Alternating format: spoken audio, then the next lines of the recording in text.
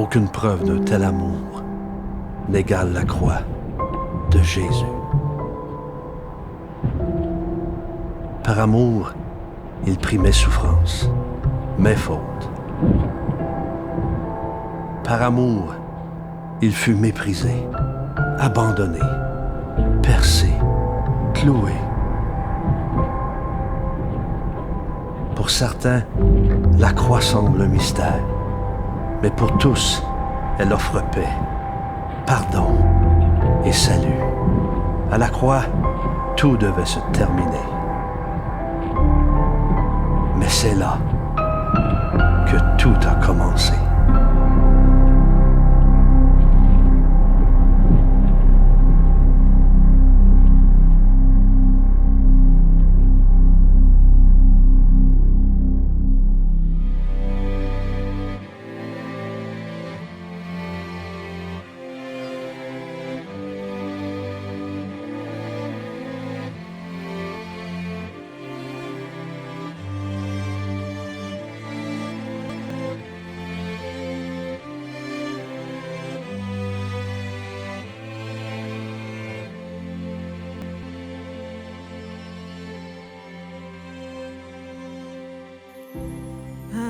Acclamons Jésus,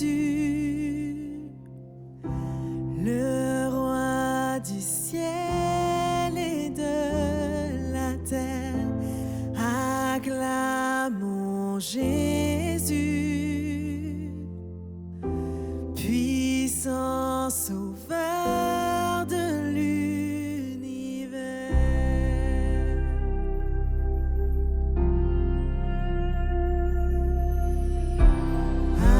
Acclamons Jésus, acclamons Jésus, acclamons Jésus, le roi du ciel et de la terre. Acclamons Jésus, puissance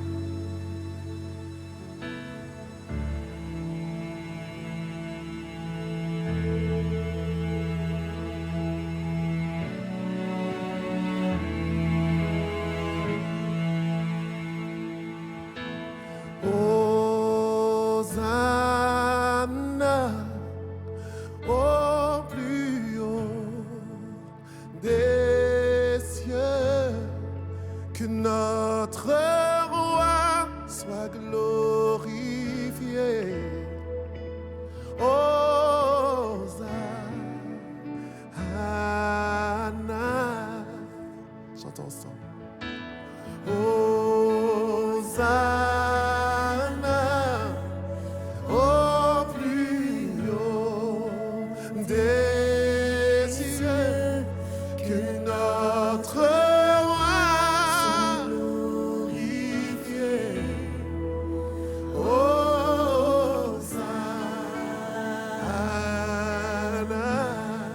Chantez-le avec nous. Hosanna. Hosanna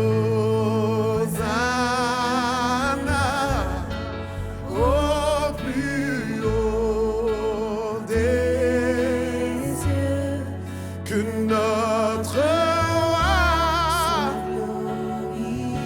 Alléluia. Hosanna.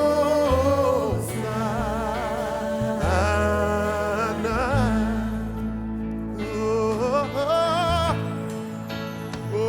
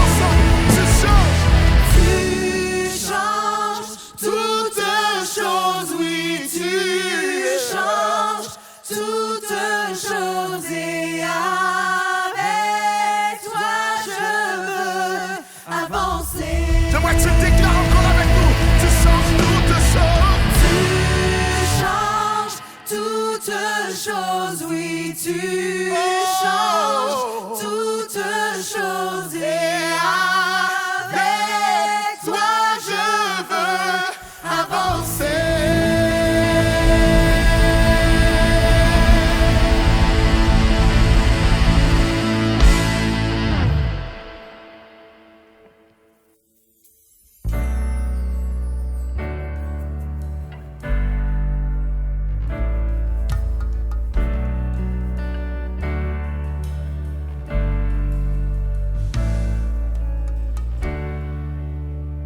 Tu as porté ma croix, tu as tout donné pour que je sois libérée.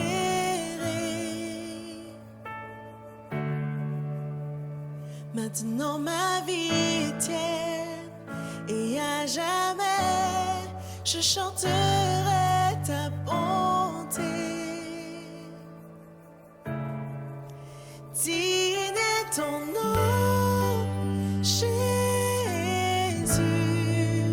digne d'être loué, digne est ton nom, digne est ton nom, Jésus,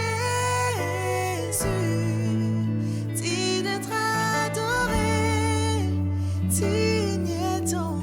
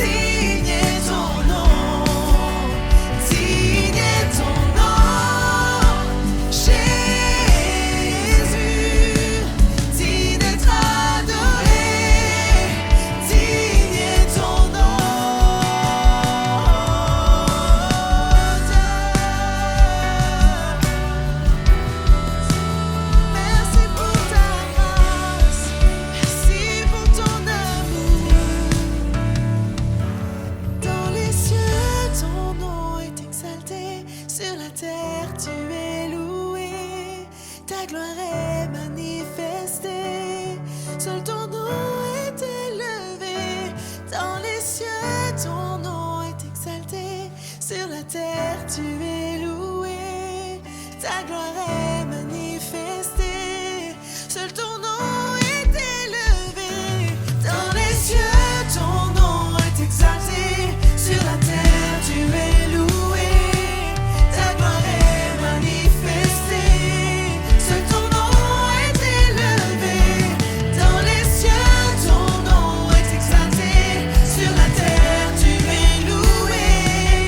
gloire est manifestée, sur ton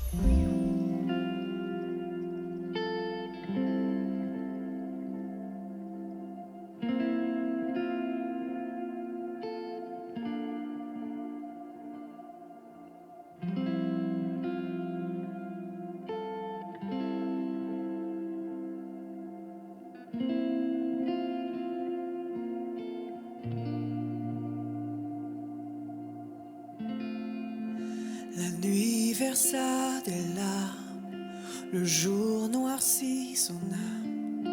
Le sauveur de ce monde est tombé.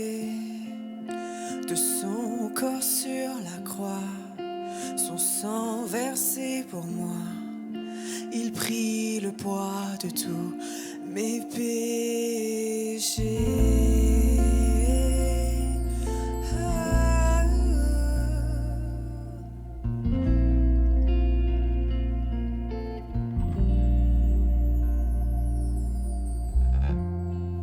Son souffle l'a quitté, le ciel s'est détourné, le Fils de Dieu livré aux ténèbres.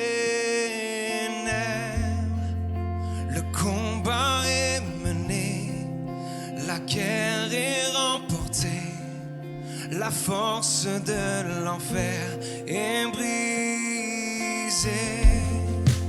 D'un tremblement de terre, déplacé fut la pierre, son âme en a pu être déracée. Mort, où est ta victoire? Elle n'a plus de pouvoir. Notre roi a triomphé. À jamais il est glorifié. À jamais il est élevé. À jamais ressuscité. Il est vivant. Il est vivant. D'un tremblement de terre, déplacé fut la pierre, son âme en a pu être terrassée. Mort, où est ta victoire? Elle n'a plus de pouvoir. Notre roi a triomphé. À jamais il est glorifié. À jamais il est élevé. À jamais ressuscité. Il est vivant. Il est vivant.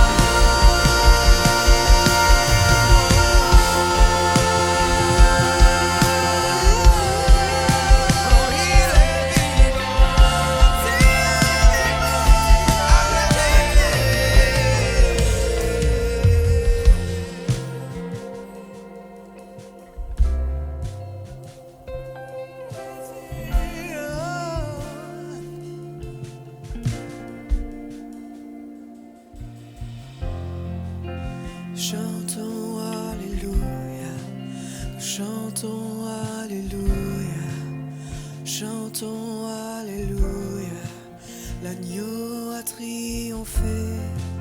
Chantons Alléluia, chantons Alléluia, chantons Alléluia, l'agneau a triomphé. Chantons Alléluia, chantons Alléluia, chantons Alléluia, l'agneau a triomphé.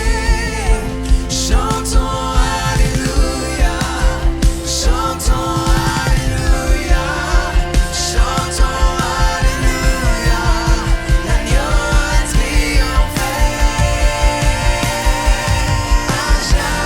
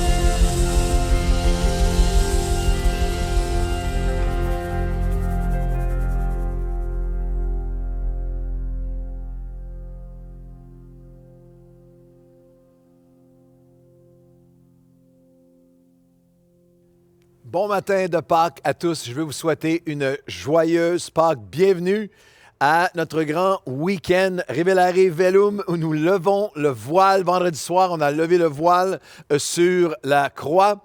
Et aujourd'hui, lever le voile sur la résurrection. Un mot de salutation tellement chaleureuse. On a hâte d'être ensemble à Nouvelle Vie sur tous nos sites. Suivez bien tout ce qui prend place en ce moment, alors que dans les prochaines semaines, nous allons reprendre en présentiel sur chacun de nos sites. Allez voir sur nos sites pour toutes les informations. Mais bienvenue à vous aussi à Nouvelle Vie en ligne, partout au Québec et partout à travers la francophonie, alors que en ce matin de Pâques, nous célébrons le Christ ressuscité. Quand Jésus a été crucifié en l'an 33, il y avait seulement 120 personnes qui le suivaient. 120 personnes qui priaient, alors se rencontraient pour prier ensemble, alors qu'ils étaient sous la menace, persécutés par 3 empires tout-puissants. L'empire religieux du Sanhédrin des Juifs, l'empire grec philosophique profondément anti-Christ dans tous ses éléments philosophiques, l'empire romain militaire qui était voué à les exterminer, à les faire disparaître. Et nous retrouvons 2000 ans plus tard de ce petit groupe d'apeurés, d'affolés qui semblent si faibles sur le point de disparaître. Nous nous retrouvons 2000 ans plus tard avec, il y a plus de 2,3 milliards de personnes sur la terre, dans le monde qui célèbre la résurrection de Christ ce matin, qui se nomme chrétien. Ce matin, 1 humain sur 3 sur la planète se dit chrétien. L'Église chrétienne est en fait la plus grande organisation humaine, si je peux prendre l'expression, sur la planète. Plus nombreuse que la Chine, l'Europe et les États-Unis ensemble. Comment cela est-il possible? Une réponse, la résurrection de Jésus. Le Christ ressuscité. Quand Dieu a dit, je vais venir sur terre, mourir pour les péchés de l'humanité et je vais prouver que je suis Dieu en ressuscitant des morts le 3e jour, c'est l'événement le plus significatif, impactant de l'histoire de l'humanité. Sa mort et sa résurrection ont marqué chaque autre événement de l'histoire et marqué en relation avec sa naissance. Toute l'histoire humaine, tous les événements de l'histoire humaine, jusqu'à votre date d'anniversaire, est marqué en un avant et un après Jésus-Christ. Nous sommes le 4 avril de l'an 2021, après Jésus-Christ. Je me souviens lorsque nous étions, mon épouse et moi, en visite à Londres et on a vu Big Ben, l'horloge la plus célèbre du monde en plein cœur de Londres et le guide qui nous expliquait que la cloche, le chimes, la cloche musicale qu'on entend toute la journée aux différentes heures avec Big Ben, c'est la 5e et 6e mesure du Messie de Handel. 4 notes au moment où l'hymne dit, le moment précis de l'hymne qui dit « Je sais » que mon Rédempteur, Jésus, est vivant. Alors, les Londoniens, à chaque jour, règlent leur journée au son et à l'annonce du fait que Jésus est ressuscité. La résurrection de Jésus est le fait, c'est l'événement de l'histoire ancienne qui est le plus avéré, le plus indéniable. Depuis le premier jour de la résurrection est attaquée, elle est contestée, mais personne n'a jamais été capable objectivement, factuellement, de nier la chaîne d'événements et d'évidences reliées prouvant la réalité historique de la résurrection. Personne n'a pu expliquer le tombeau vide, les preuves irréfutables devant des centaines de témoins de la mort physique vérifiée, avérée de Jésus, indéniable, le corps disparu, la pierre qui a été roulée, scellée, qui avait été auparavant scellée au mortier avec le sceau de César, les gardes, la pierre qui est roulée, et personne n'a pu expliquer, peut-être le fait le plus indéniable, la transformation hallucinante, la transformation inexplicable humainement des disciples qui étaient terrorisés, mais qui deviennent, après la résurrection, lorsqu'ils voient le Christ ressuscité, deviennent des témoins prêts à mourir martyrs pour leur foi. Jésus a apparu après sa résurrection, non seulement à ses disciples, mais il a apparu à des foules de jusqu'à 500 personnes à la fois pendant 40 jours.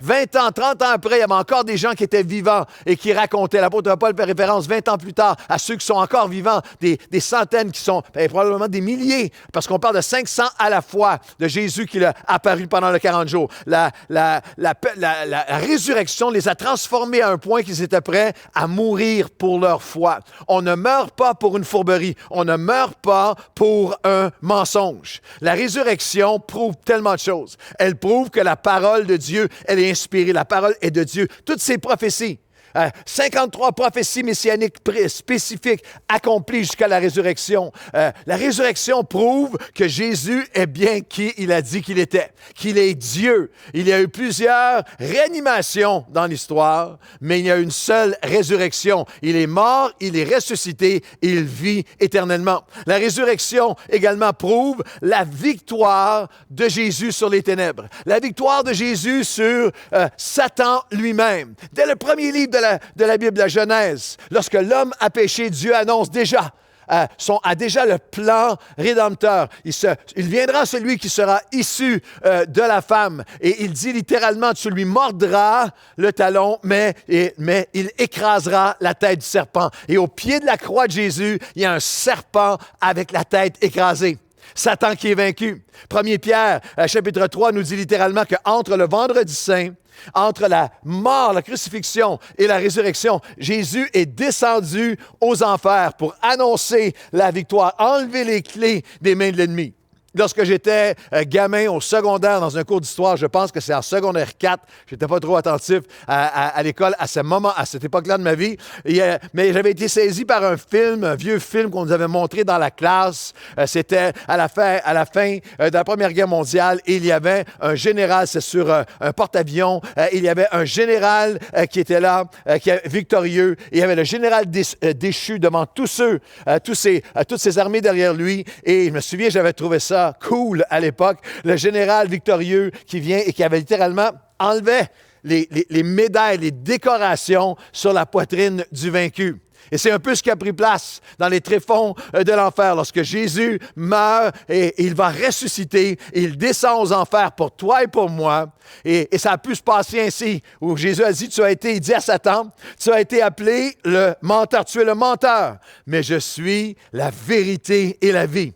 On te nommait le lion rugissant, je suis le lion de la tribu de Juda et j'ai vaincu la mort. Tu es le prince des ténèbres, je suis le prince de la paix et je suis la lumière du monde. Tu es l'accusateur, mais moi je suis l'avocat auprès du Père qui intercède pour chaque enfant de Dieu. Tu es le voleur qui vient pour tuer, pour égorger, pour détruire. Je suis la résurrection et la vie et je viens leur donner la vie en abondance et le voile est maintenant déchiré et maintenant la mort est vaincue et chaque être humain peut venir à moi, peut venir à Dieu à travers mon sacrifice. Nous levons le voile sur la fin de semaine de Pâques en 2 messages. Vendredi, on a vu lever le voile sur la mort et aujourd'hui sur la résurrection à travers les 7 paroles que Jésus a prononcées de la croix. On a vu les 5 premières vendredis et lorsqu'on arrive aujourd'hui, en ce dimanche matin de Pâques, la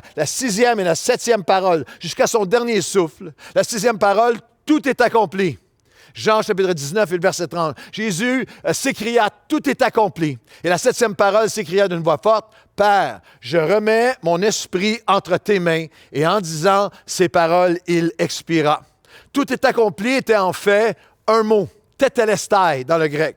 C'est un mot, une déclaration de victoire et d'accomplissement. C'était un terme qui était courant, un terme qui était utilisé, un terme d'affaires qui signifiait la transaction est complète. L'œuvre, c'était aussi un terme artistique. Le chef-d'œuvre est complété. L'artiste terminait une peinture ou une sculpture en disant « tételestai ». Elle est complète maintenant, elle est parfaite. C'est un terme légal qui disait la sentence est terminée ou la sentence est échue, les prisonniers sont libérés. Et lorsque ce cri a pris place, Jésus qui dit « Tout est accompli, je remets mon esprit entre tes mains », l'accomplissement de l'œuvre de Christ a été accompagné d'un signe surnaturel puissant. On le lit dans l'Évangile de Matthieu. « Et voici, le voile du temple se déchirant en deux. Depuis le haut jusqu'en bas, la terre trembla. » Et il y a plusieurs historiens de l'époque qui viennent avérer le fait qu'autour de la mort de Jésus, il y a un tremblement de terre. Les rochers se fendirent, les sépulcres s'ouvrirent.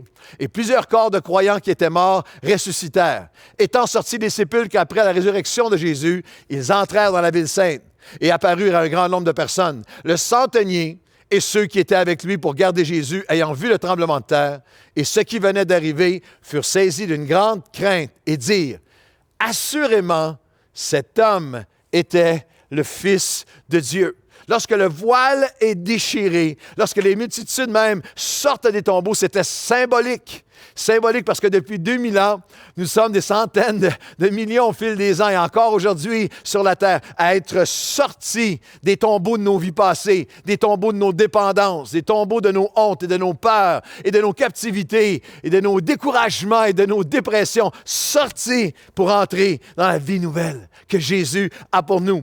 Le voile qui s'est déchiré pour la résurrection signifiait beaucoup de choses. C'était l'accomplissement du plan de Dieu. Tetelestai, tout est accompli.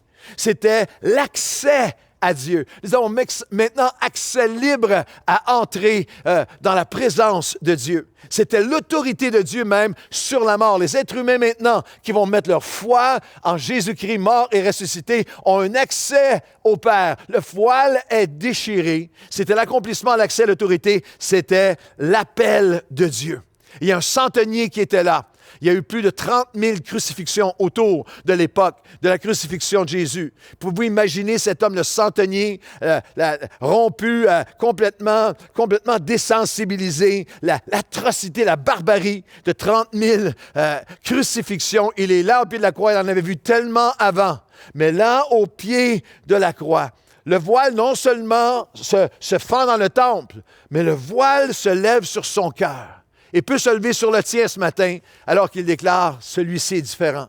Assurément, cet homme était le Fils de Dieu. Et depuis 2000 ans, nous sommes invités à entrer dans la résurrection. La Bible nous dit que l'ange a roulé la pierre lors du matin de Pâques, le matin de la résurrection.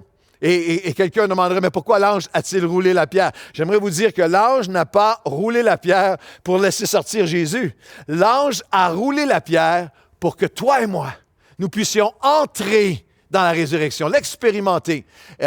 Pour vous, le matin, les femmes arrivent au tombeau. Pour vous, n'ayez pas peur, dit l'ange, car je sais que vous cherchez Jésus qui a été crucifié. Ne cherchez pas parmi les morts celui qui est vivant. Il n'est pas ici. Il est ressuscité comme il l'avait dit.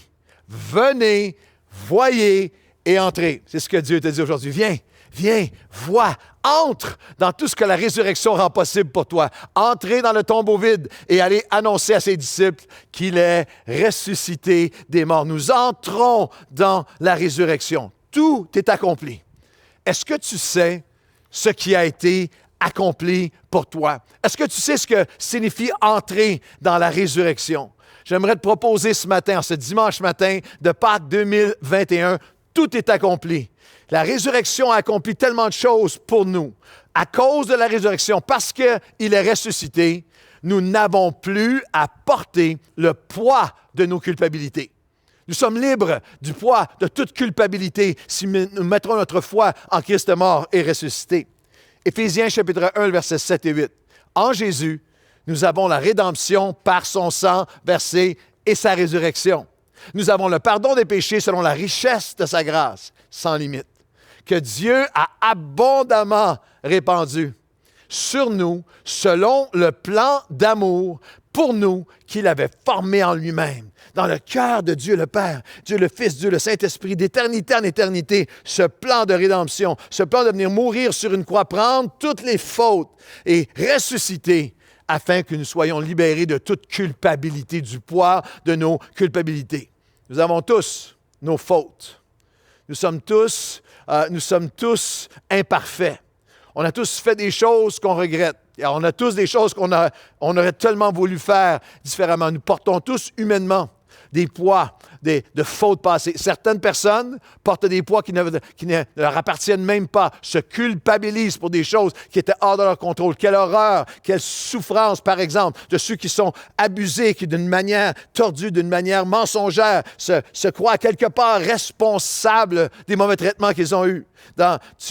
Dieu ne veut pas que tu portes le poids, le poison de culpabilité et de honte dans ton âme. C'est la raison pour laquelle il est mort à la croix. Il est ressuscité pour porter, pour effacer et te libérer du poids de tes culpabilités, que tu puisses vivre en disant « Je suis pardonné, je suis libéré, mais le poids est enlevé, la dette est effacée. » La culpabilité nous épuise.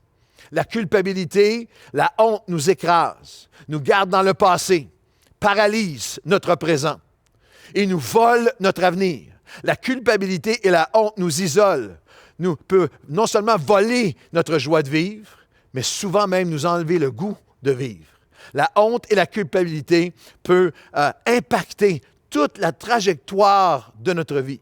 La foi dans la résurrection nous fait entrer dans une dimension où je suis justifié, je suis juste devant Dieu, pas par mes mérites, mais par ce qu'il a fait pour moi. Romains chapitre 4, et le verset 24 et 25, c'est encore à cause de nous, à qui cela sera imputé.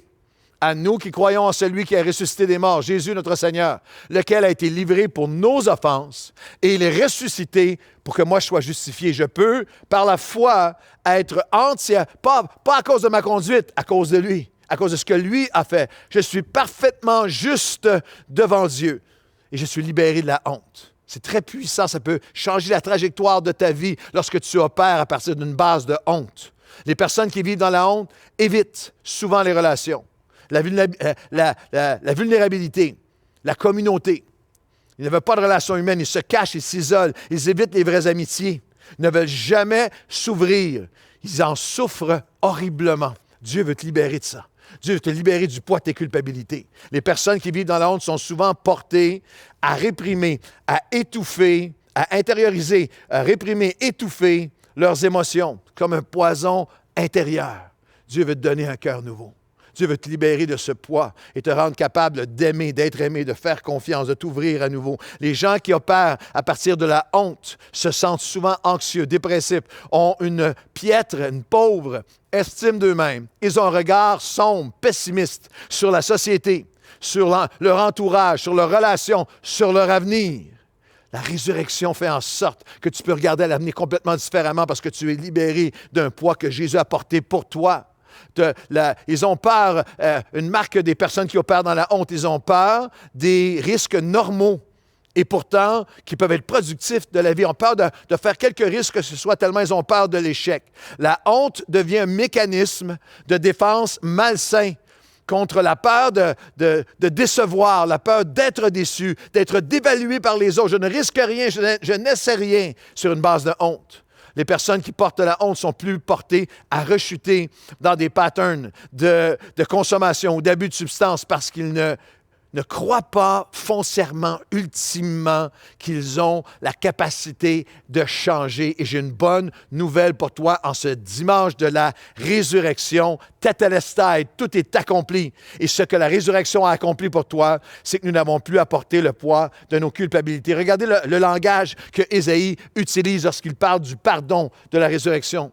Nous étions tous errants comme des brebis. Chacun suivait sa propre voie. Cependant, ce sont nos fautes. Et regardez, il n'y a pas seulement les péchés, les fautes, nos souffrances qui sont la honte, les souffrances qui est rattachées, qu'il a portées. Ce sont nos douleurs dont il s'est chargé. Et par ces meurtrissures que nous sommes guéris, non seulement physiquement, mais guéris psychologiquement, émotionnellement, relationnellement, parce qu'il a souffert, parce qu'il a offert sa vie pour porter leur honte.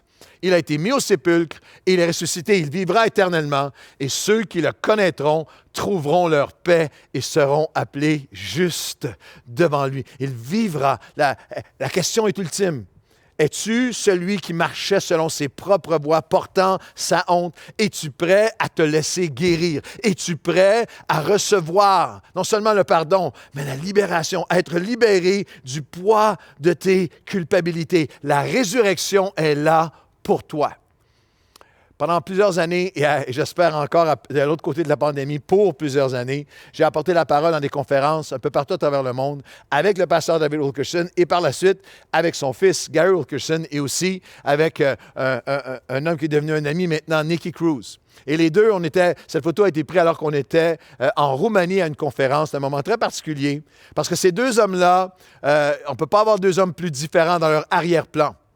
Gary est le fils de David Wilkerson, 5e génération de pasteur. Famille chrétienne, valeurs chrétiennes, son propre témoignage, n'a jamais fumé une cigarette, n'a jamais pas pris une goutte d'alcool, n'a jamais fumé un joint, et c'est beau, c'est magnifique, il a connu une femme dans sa vie, Kelly, qui est devenue son épouse, avec qui il est marié depuis plusieurs années, et avec une vie dans l'école chrétienne, background chrétien. Et de l'autre côté, vous avez Nicky, qui était un membre de gang de rue, qui a été accusé pour meurtre, qui a vécu toutes les horreurs possibles, une vie de crime, une vie de violence, une vie de mal. Et les deux connaissent le Seigneur. Les deux ont connu la grâce de Dieu. Et un matin, alors que j'apportais la conférence, la parole en Roumanie, une conférence de pasteurs, les deux étaient là, on était les trois à se partager la prédication pour des réunions toute la journée, des grands rassemblements le soir également. Et on était dans cette conférence et ce matin-là, j'avais prêché un message sur la honte. Sur le Seigneur qui veut nous libérer de toute culpabilité, les culpabilités même pour nous, comme hommes de Dieu dans le ministère. Et lorsque j'ai fait l'appel, des centaines de pasteurs se sont avancés et je descendais pour aller prier avec les pasteurs. Lorsque j'ai vu une scène particulière, j'ai voyagé avec ces deux hommes-là partout dans le monde, je n'avais pas vu ça souvent. Je suis arrivé et Nicky et Gary priaient ensemble, mais les deux pleuraient. Et j'étais touché de les voir, pas pleurer, prier avec les gens, prier l'un avec l'autre, comme deux frères. Et je me suis approché d'eux et on a prié ensemble. Et les deux remerciaient Dieu pour la libération de la honte, de la culpabilité. Et après, dans la soirée, tard le soir, assis dans le lobby de l'hôtel, les deux partageaient encore les larmes aux yeux. Des vies si différentes. Mais Nicky qui disait comment l'ennemi très souvent ramenait son passé, ramenait les choses d'avant, les culpabilités de sa vie passée. Et Gary qui disait, moi, les culpabilités, la honte que j'ai eue, les échecs que j'ai eus, les manquements que j'ai eus comme père, comme époux, dans mon ministère, je ne suis pas à la hauteur, je ne suis pas... Et on était les trois dans le lobby d'un hôtel, juste à remercier le Seigneur. Seigneur, tu nous as libérés de toutes nos culpabilités. C'est ce qui a été accompli à la croix et par la résurrection. Tout est accompli. Qu'est-ce qui a été accompli pour toi? Pour moi, nous n'avons plus à porter le poids de nos culpabilités et nous n'avons plus besoin de personne pour avoir accès à sa présence. On peut entrer nous-mêmes à sa présence. Le voile est maintenant déchiré. On entre librement. Comprenez bien, dans notre contexte historique, religieux, dans la province de Québec en particulier, des générations d'enfants qu'on a appelés les enfants de Duplessis ont eu une éducation religieuse, un catéchisme, une théologie, où le prêtre, mon père, était celui qui était le vicaire de Dieu, qui nous donnait accès de Dieu, qui était l'intermédiaire à Dieu. On devait passer par des hommes pour aller à Dieu. Quand ces hommes sont devenus, je ne fais pas de généralisation, mais pour des centaines de milliers de Québécois, quand ces hommes sont devenus nos prédateurs et abuseurs, toute une génération suivante et plusieurs générations suivantes ont littéralement abandonné Dieu. Lorsque nous regardons la résurrection, les choses que le voile déchiré signifie pour nous, c'est que nous n'avons plus besoin de personne pour avoir accès à la présence de Dieu. Nous pouvons entrer nous-mêmes dans la présence de Dieu. Hébreux chapitre 10 et le verset 10 à 13 le dit de cette façon. C'est en vertu de cette volonté que nous sommes sanctifiés, la volonté de Dieu de nous réconcilier avec lui, de déchirer le voile, par l'offrande du corps de Jésus-Christ, une fois pour toutes. Il faut écrire dans le chat « une fois pour toutes ». Il n'y a pas besoin d'amener d'autres sacrifices. C'est la différence entre le christianisme et tout autre mouvement religieux où tu dois faire tous tes efforts pour essayer de monter vers Dieu, mériter Dieu. Non, c'est lui qui vient vers nous. C'est lui qui s'est offert. C'est lui qui déchire le voile avec son offrande parfaite qui met fin à toute autre offrande. Par la suite, tout ce que tu dois faire, c'est l'accepter, le recevoir par la foi. Et tandis que tout sacrificateur fait chaque jour le service et offre souvent, génération après génération, les mêmes sacrifices, lui, Jésus, après avoir offert un seul sacrifice pour les péchés, est ressuscité. Il est assis pour toujours à la droite de Dieu. C'est la dimension, c'est toutes les, prends regard sur toutes les religions. Toutes les religions, tous les rabbins, tous les prêtres, tous les imams qui apportent sacrifice après sacrifice. Dans le cas du peuple de Dieu, lorsque Jésus est arrivé, des centenaires où on offrait l'animal en sacrifice, et un autre sacrifice, et un autre sacrifice. Et maintenant, c'est Jésus qui vient, il s'offre le sacrifice parfait. Le sacrificateur de toute religion offre perpétuellement les mêmes sacrifices, mais reste toujours de l'autre côté du voile, et où Dieu est inaccessible. Maintenant, le voile est déchiré et nous pouvons venir nous-mêmes. Mais tu as besoin de savoir que la résurrection signifie que tu peux venir. Les hommes peuvent t'avoir déçu, mais tu peux venir toi-même à Dieu, à sa présence. Tu as besoin de personne. C'est ce que l'auteur aux Hébreux continue en nous disant. Hébreux 10, 19 à 22. Ainsi donc, puisque nous avons, au moyen du sang de Jésus, une libre entrée dans le sanctuaire par la route nouvelle et vivante qu'il a inaugurée pour nous, en déchirant, en traversant le voile, c'est-à-dire sa chair, rapprochons-nous, approchons-nous avec un cœur sincère dans la plénitude de la foi. C'est ce qui arrive même pendant cette pandémie. Des gens, c'est pour ça qu'en ligne, même à distance, tu peux t'approcher de Dieu et lui va s'approcher de toi. Tu peux entrer dans sa présence et vivre des transformations extraordinaires. C'est une des choses hallucinantes de la dernière année. On sait qu'on est limité, on a hâte de revenir ensemble. Mais des gens qui nous écrivent, un policier, j'étais dans mon auto de patrouille, un jeune, j'étais dans l'autobus, j'écoutais le message, j'étais à la maison, j'étais au travail et je me suis approché de Dieu, j'écoutais une prédication. J'écoutais Nouvelle Vie Worship et je suis entré dans la présence de Dieu. Il y a quelque chose qui a pris place dans ma vie. Nous avons accès maintenant à la présence de Dieu. Un des témoignages qui nous touche ici à Nouvelle Vie est celui d'une femme, une femme de l'Église qui, maintenant, elle s'appelle Chloé Pradon. C'est la directrice des communications à Nouvelle Vie. C'est une femme extraordinaire. Elle et son mari Florian, leur petit garçon Théo, sont précieux, une famille précieuse. Imaginez tout le travail qu'elle a accompli avec toute l'équipe des communications. Elle est entrée avec le début de la pandémie. Elle a amené nos communications avec toute l'équipe à un niveau extraordinaire. Et son témoignage est particulier. C'est une famille magnifique. Leur vie entière qui est consacrée à Dieu. Et elle a écrit ce mot de témoignage que j'aimerais vous lire parce que je crois qu'il représente celui de beaucoup. Elle a écrit « D'aussi loin que je me souvienne, l'idée de Dieu a toujours fait partie de ma vie. Je croyais à un Dieu d'amour, un Dieu créateur. Je croyais au Jésus de mes cours de catéchisme. J'aimais aller à l'Église par folklore ou culture, mais Jésus restait une vague connaissance, à qui je parlais beaucoup, mais que j'entendais ou surtout écoutais peu. Au fil des années, je m'étais fabriqué mon propre Dieu, celui qui ne me challengeait pas trop, celui qui validait ma version de la liberté et de la vie. Je vivais selon mes voies, selon mon cœur bien imparfait. Après une vie très mouvementée avec beaucoup de tristesse et un sentiment quasi constant de solitude et d'abandon, j'ai rencontré celui qui allait devenir mon mari. Très vite, nous avons parlé de Dieu, très vite, nous avons prié ensemble et très vite, se marier est devenu une évidence. Lors d'un séjour en France, j'ai annoncé à ma famille que nous n'allions pas nous marier à l'Église. Oui, Dieu, mais pas l'Église. L'Église, c'était les hommes, c'était les règles, c'était le dogme. De retour à Montréal, je travaillais en publicité sur ma pause. J'ai cherché des chants pour la cérémonie de son mariage. J'ai passé plusieurs minutes à écouter sans grande conviction. Et puis, je suis tombé sur un chant de louange de Jean-Jean. Jean-Jean qui participe avec nous ce week-end à toutes ces célébrations de Pâques que vous allez entendre dans quelques minutes. J'ai senti pour la première fois de ma vie, là, au travail, la présence de Dieu, son amour, sa joie, sa paix, mais aussi sa puissance tout autour de moi et en moi. Comme si j'étais plongé dans l'eau, inondé.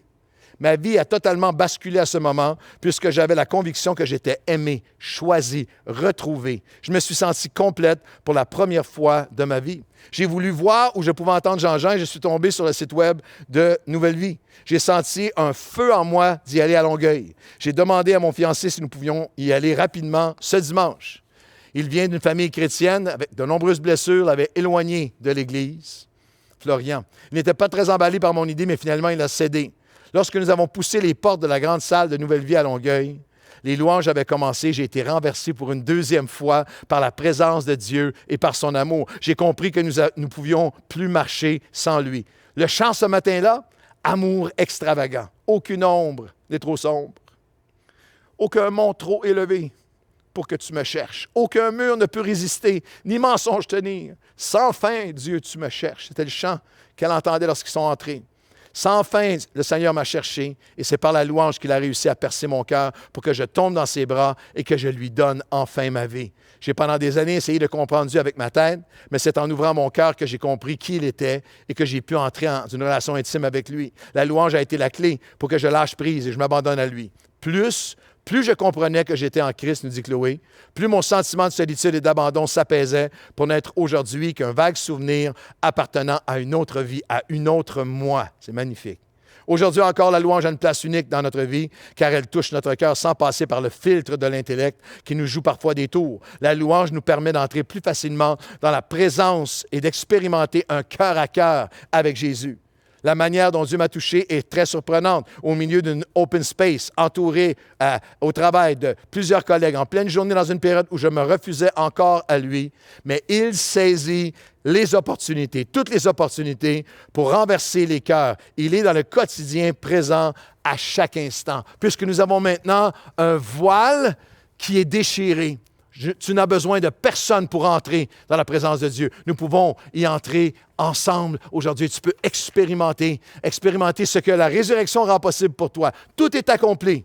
Es-tu prêt à recevoir ce qui est accompli pour toi? Nous n'avons plus à porter le poids de nos culpabilités et nous n'avons plus besoin de personne pour avoir accès à sa présence. Et je termine. Nous ne sommes plus limités par nos passés, car nous avons maintenant une promesse qui fait en sorte que tout devient possible. Après la résurrection, Jésus se montre vivant aux femmes, aux disciples, à Pierre, aux 12, aux apôtres, à Jacques, à plus de 500 personnes à la fois pendant 40 jours, des milliers de témoins oculaires. C'est une des plus grandes preuves de la véracité de la résurrection, la transformation absolue et humainement inexplicable des disciples qui deviennent témoins de la résurrection, et Dieu leur fait une promesse. Une promesse qui accompagne la résurrection. La résurrection n'est pas un événement du passé, c'est une entrée dans sa puissance. Actes des Apôtres, chapitre 1, après la résurrection, se montre à eux avec plusieurs preuves irréfutables, mais comme il se trouvait encore avec eux avant son ascension, il leur recommanda de ne pas s'éloigner de Jérusalem, mais d'attendre ce que le Père avait promis, ce que je vous ai annoncé, leur dit-il. Jean a baptisé d'eau, mais vous, dans peu de jours, vous serez baptisés, remplis du Saint-Esprit, et vous recevrez une puissance, dunamis, une force proportionnelle à un pouvoir, une capacité de le Saint-Esprit survenant sur vous, et vous serez mes témoins à Jérusalem, Judée, Samarie et jusqu'aux extrémités de la terre. Le Père avait promis qu'avec la résurrection, que non seulement est-ce qu'il y aurait son pardon, non seulement est-ce qu'il y a la libération de toutes nos culpabilités, que nous avons maintenant accès à sa présence, mais il y a une force, il y a une puissance, il y a une capacité, un pouvoir surnaturel. Ne faites pas, Jésus dit en fait, n'essayez pas de vivre les combats de la vie sans cette puissance. Une puissance pour vous transformer, vous libérer, pour vous rendre capable, pour renverser des dépendances, obsessions, anxiété, panique, oppression, pour être l'homme, la femme que Dieu veut que vous soyez. En fait, Romains chapitre 8 le dit de cette façon. Et si le même esprit qui ressuscita Christ d'entre les morts, le même esprit qui a pris la dépouille sans vie de Christ entre les morts et l'a ressuscité, demeure maintenant par la foi, peut demeurer maintenant en nous. Et il demeure en vous. Il vous renouvellera dans sa vie par l'Esprit de Dieu qui habite en vous. Ainsi donc, vous n'avez plus à être liés à vos limitations humaines, mais vous pouvez, comme fils et filles de Dieu, être conduits et vivre surnaturellement par le Saint-Esprit. Ma prière, alors que j'arrive à la fin de ce message, est celle de l'apôtre Paul. Il a prié ce que je prie pour vous aujourd'hui, que vous puissiez comprendre ce qui a été accompli pour vous, que nous puissions avoir les yeux de notre cœur, le voile se lève, et les yeux de notre cœur illuminés à cette puissance. L'apôtre Paul le dit de cette façon qu'il prie. Je prie pour vous maintenant, qu'il illumine les yeux de votre cœur, pour que vous sachiez quelle est envers nous qui croyons l'infinie grandeur de sa puissance, se manifestant avec efficacité par la vertu de sa force. Il l'a déployé en Christ en le ressuscitant des morts. Le même esprit qui a ressuscité Christ, qui peut maintenant habiter en toi, t'amener dans une dimension de nouvelles possibilités pour ta vie. Il l'a fait en se faisant asseoir à la droite de Dieu dans les lieux célestes, au-dessus de tout, toute domination, toute autorité, toute puissance, toute dignité, déployer la puissance de Dieu en Christ par la résurrection, au-dessus de tout nom qui peut se nommer, non seulement dans le siècle présent, mais encore dans le siècle à venir jusqu'à toi et moi aujourd'hui. Est-ce qu'il y a un nom qui domine sur toi? Est-ce que la peur a dominé sur toi, la colère, la rancune? Est-ce qu'il y a une dépendance? Est-ce qu'il y a une tristesse? Est-ce qu'il y a un désespoir? Est-ce qu'il y a un événement du passé, une tragédie, un état d'âme? Est-ce que ton nom a été DPJ? Est-ce que ton nom a été délinquant? Est-ce que ton nom a été trahi? Est-ce que ton nom a été abandonné? Est-ce que ton nom a été dépendance? Est-ce que ton nom a été consommation? Est-ce que ton nom a été colère, amertume? Je ne comprends pas, je ne suis pas capable. Aujourd'hui, Dieu dit, par la résurrection, ma puissance t'est offerte. Ma puissance t'est offerte pour venir, l'infinie grandeur de ma puissance qui peut t'élever au-dessus de tout autre nom qui a été porté sur toi. Tu peux entrer maintenant. Et c'est ce qui est arrivé aux disciples. La même puissance qui a ressuscité Christ les a transformés de la crainte au courage, de la frayeur à la foi, de l'abattement à une nouvelle audace, de la peur paralysante à une paix qui les a portés, les a amenés jusqu'au réveil, d'échec à exploit, de remords à résilience et même d'une implosion. Ils avaient implosé à une impulsion illimitée pour les choses de Dieu. C'est pour ça que je veux prier pour toi aujourd'hui. Le témoignage est là. Il est pour toi aujourd'hui. La clé, la décision que toi, tu dois prendre, la décision que tu peux prendre aujourd'hui, c'est est-ce que je vais m'approcher de lui? Est-ce que j'ouvre mon cœur? C'est pourquoi nous avons en lui, qui est ressuscité, un accès. Le voile est déchiré. Et alors que je prie pour toi aujourd'hui, tu peux recevoir cette puissance. Tu peux recevoir ce nouveau départ. Tu peux recevoir ce pardon. Tu peux ne plus avoir à porter le poids de tes culpabilités. Plus besoin de personne pour avoir accès à sa présence. Plus limité par nos passés. Quand nous avons maintenant une promesse qui fait en sorte que tout devient possible. Aujourd'hui, Seigneur, comme le centurion, au pied de la croix, nous déclarons, assurément tu es le Fils de Dieu. Et je prie pour celui ou celle qui s'est éloigné. Je prie pour celui ou celle qui n'est jamais venu à toi, qui a besoin de venir à toi ou de revenir à toi. Je prie pour celui ou celle, pour ceux qui portent un poids de culpabilité. Nous venons dans la promesse de la résurrection aujourd'hui, le remettre à tes pieds. Seigneur, nous avons un accès maintenant. Si j'ai été blessé, déçu par le religieux et ceux qui ont représenté Christ, aujourd'hui, mes yeux se tournent vers toi et toi seul. J'entre moi-même en ta présence.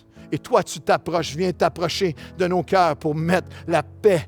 Et Seigneur, nous recevons cette puissance de résurrection aujourd'hui. Tu peux et tu as et tu vas libérer de toute dépendance, de toute blessure, de tout déchirement.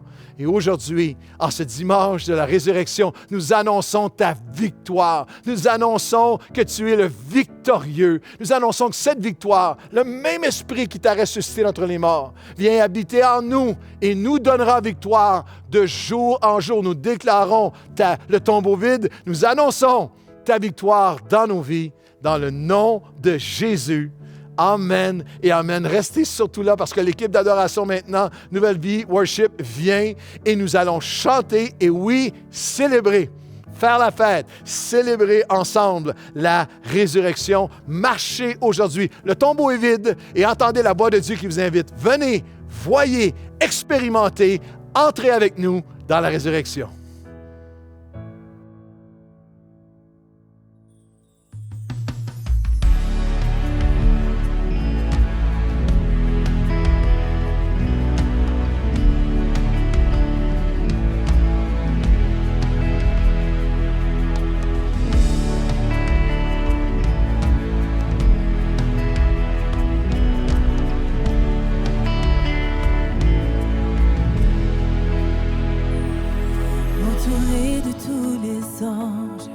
Tu combats à mes côtés, ma joie est dans l'assurance, car tu es le couronné, mon secours, ma providence, mon sauveur et mon ami.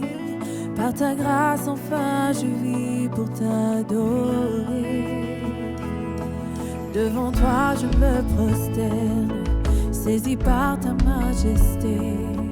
plus de peur en ta présence, car tu es le couronné. Que ta gloire et ta puissance en ce lieu soient déversées. Par ta grâce, enfin, je vis pour t'adorer. Alléluia.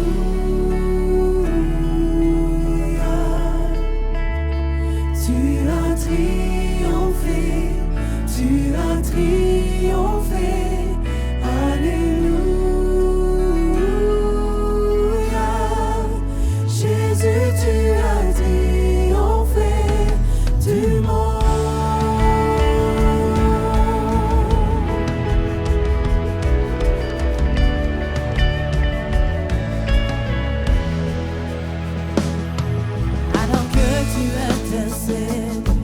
Le perdu est retrouvé, jamais rien ne te renverse, car tu es le couronné, seul espoir pour notre monde. Jésus-Christ, toi le Messie, par ta grâce enfin je vis pour t'adorer.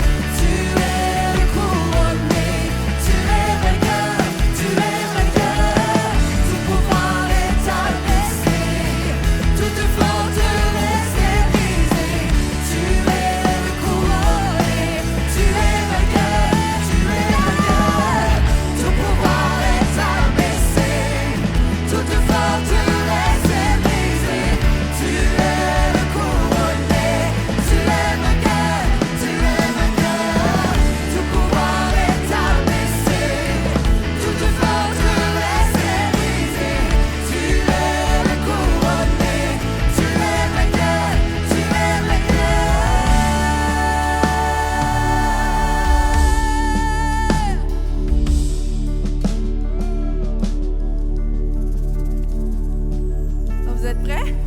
À la croix, le vrai complète. Au tombeau, tu fus placé.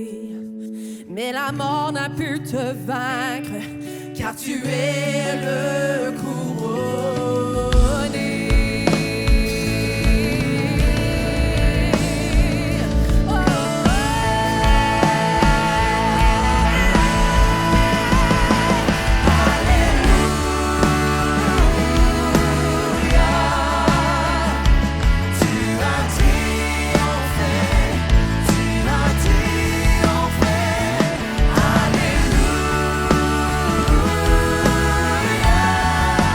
Jésus